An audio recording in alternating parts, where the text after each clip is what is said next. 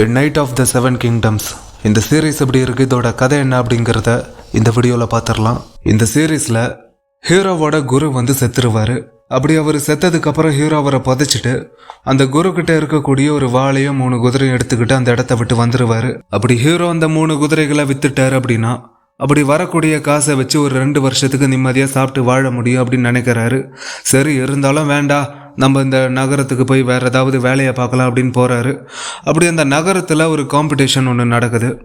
அதில் போய் கலந்துக்கலாம் அப்படின்னு ஹீரோ போயிட்டு இருக்கும்போது வழியில் ஒரு சின்ன பையனை பார்க்குறாரு. அந்த சின்ன பையன் வந்து இந்த மாதிரி, நான் உங்கள் கூட ஒரு சிப்பாயாக வரவா அப்படின்னு கேட்குறான். அப்படி அந்த பையன் இன்னொரு விஷயமும் சொல்கிறான், உங்களை பார்த்தா ஒரு வீர மாதிரியே இல்லையே அப்படின்னு சொல்கிறான். சரி அப்படின்னு ஹீரோ அந்த போட்டி நடக்கக்கூடிய அந்த இடத்துக்கு போகிறாரு. அங்கே இருக்கக்கூடிய ஆளுங்களும் இதே விஷயத்த தான் சொல்கிறாங்க.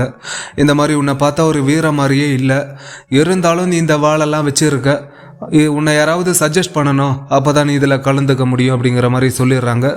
இப்போ ஹீரோ வந்து ஒரு ஆளை தேர்ந்தெடுக்கிறாரு. அந்த ஆள் பார்த்தீங்கன்னா ஹீரோவை யார் அப்படின்னே தெரியாது அப்படின்னு சொல்லிடுவான்.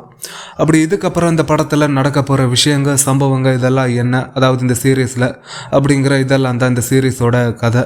இந்த சீரீஸோட ஸ்டோரி வந்து நல்ல இன்ட்ரெஸ்டிங்கான ஒரு ஸ்டோரி. அதுக்கேற்ற மாதிரி இந்த சீரீஸும் பார்க்க நல்லா இன்ட்ரெஸ்டிங்காக சுவாரஸ்யமாக இருந்துச்சு. அதாவது சீரீஸில் நடித்தவங்க எல்லாருமே ரொம்ப நல்லா பர்ஃபார்ம் பண்ணியிருக்காங்க. அதில் குறிப்பாக சொல்ல போனால் இந்த ஹீரோவும் அப்புறம் அந்த சின்ன பையனும் ரொம்ப நல்லா பர்ஃபார்ம் பண்ணியிருக்காங்க. இவங்களோட அந்த கேரக்டர் ரைட்டிங் அப்படின்னு பார்த்தா கூட இதில் ஹீரோவோட கேரக்டர் ரைட்டிங் வந்து ஒரு சில இடங்களில் நல்லா இருக்குது, ஒரு சில இடங்களில் வந்து தேவையில்லாத விஷயங்களை எழுதியிருக்காங்களோ அப்படிங்கிற மாதிரி தான் எனக்கெல்லாம் ஃபீல் ஆச்சு. அதாவது ஒரு மரத்துக்கு பின்னாடி உட்காந்து இந்த டாய்லெட் போகிற மாதிரி இந்த மாதிரி விஷயங்களெல்லாம் காமிச்சிருக்காங்க. அது எதுக்காக அப்படின்னு எனக்கு ஒன்றுமே புரியல. அது வந்து ஒரு தேவையில்லாத விஷயம், அது வந்து ஒரு அருவருப்பான விஷயம். ஆனால் இவங்கள பொறுத்தவரை அது ஒரு காமெடியான ஒரு சீன் அப்படிங்கிற மாதிரி வச்சு எடுத்திருக்காங்க. ஆனால் அது காமெடியெல்லாம் நம்மளுக்கு பெருசாக ஃபீல் ஆகாது.